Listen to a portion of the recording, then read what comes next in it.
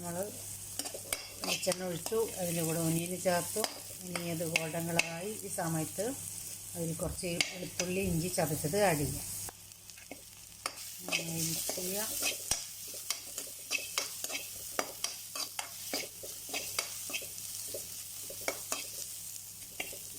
നല്ല വരച്ച അതുവരെ അത് ഇളക്കിക്കൊണ്ടിരിക്കുക. നമുക്കൊരു 3 പച്ചമുളക് ജസ്റ്റ് ഞാനൊന്ന് നടുവിങ്ങനെ പൊളിച്ചുള്ളൂ കേട്ടോ, അങ്ങനെ ആഡ് ചെയ്യും.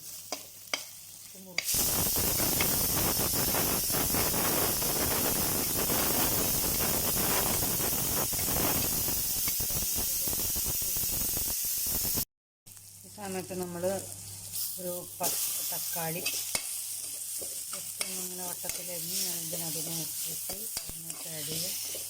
ഒന്ന് വഴറ്റി വരുന്ന സമയത്ത് നമുക്ക് ഇനി നമ്മളെ പച്ചക്കറികൾ ആഡ് ചെയ്യാം.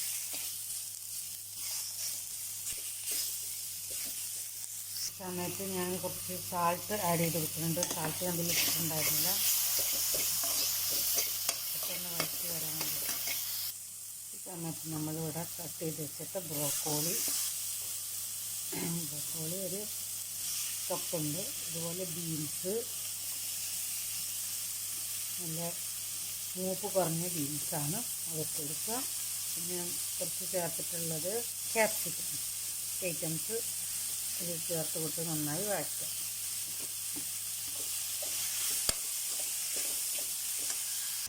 നമ്മളിങ്ങനെ വഴറ്റി കൊടുത്തു കഴിഞ്ഞാൽ ഗുണം എന്താണെന്ന് വെച്ചാൽ ഇത് നല്ല ഗ്രീൻ കളറ് അങ്ങനെ വെക്കും. എന്ത് കഴിഞ്ഞാൽ എണ്ണയിലിങ്ങനെ വഴറ്റി കഴിഞ്ഞാൽ നമ്മളിങ്ങനെ വഴറ്റണത്. നമുക്കിതിൽ മട്ടൻ ഇതിലൊഴിക്കണം. അങ്ങനെ നമ്മൾ വഴറ്റി നല്ല. ഇനി ഇതിലേക്ക് നമ്മളെ മട്ടൻ്റെ വേവിച്ച് വെച്ച പീസുകൾ ചേർക്കാം. ഇനി നന്നായി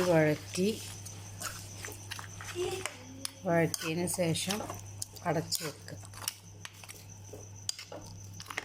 വെന്ത് കഴിയുമ്പോൾ കുറച്ച് നാരങ്ങ നീരും കുരുമുളകും ചേർത്ത് നമുക്ക് കഴിക്കാം.